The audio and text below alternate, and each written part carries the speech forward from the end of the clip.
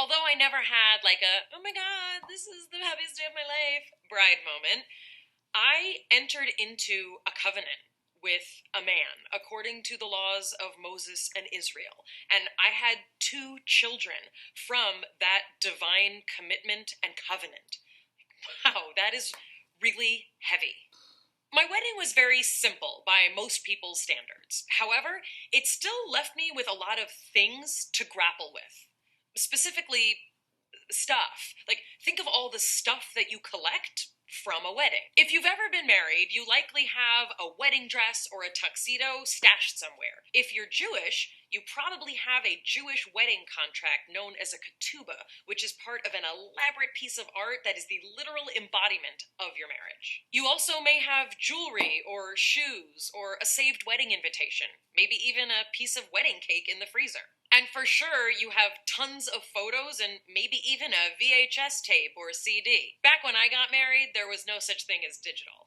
You kids, you're so crazy with your DVDs. If you end up getting divorced, you might think these kinds of things, which I literally have never articulated before. Look how much money I wasted on all of this stuff. Why did I think that I could ever succeed at being married? These things remind me of my failure. If I throw all of this away, can I also be rid of my shame and my sadness and my anger and my regret? Practically speaking, and sometimes you get so overwhelmed with shame and sadness and anger and regret that you have to get practical really fast. How do you deal with this? One option is to formally put off the acknowledgement that you're divorced and just live in a state of denial. I mean, sure, if you don't look at this stuff every day, you can fool yourself into thinking that you've moved on. But then one day, you might maybe start dating someone, and they might be like, what's with all this wedding stuff? Are you still hung up on your ex and your old life? And you'll be like, what? No, why would it this ridiculous? No, yes, I am, yes. I've heard that happens to some people.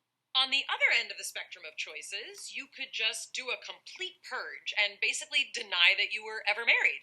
Junk that dress. Turn it into bedding for your miniature hamsters. I've heard that some people do that. Shred your invitation and all your pictures. Or, take your wedding album and just burn it and dance around it like Rumpelstiltskin. Some people might do that, I've heard. A friend of mine had kept everything from her wedding, and several years after her divorce, she was finally ready to get rid of it. I wondered at the time if that was the approach that I should take too, because she and I had been divorced around the same amount of time, and I hadn't gotten rid of anything. The idea of purging everything was impossible for me to think about, and it literally paralyzed me for a really long time. Because I'm such a sentimental person, the thought of getting rid of things that had such emotional value terrified me. I continued to think about this for a long time, like years. And the decision that I came to, mind you, this is very recently, falls somewhere between purging and preserving everything. And what stopped me from purging was two things: my sons.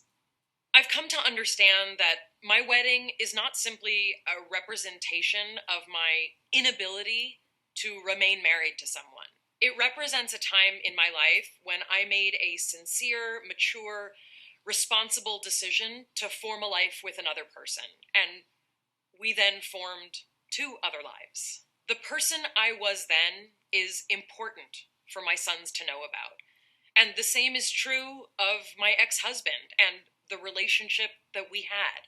I have shown my sons the pictures from my wedding day, and they have been delighted to see pictures of their grandparents from nearly 20 years ago.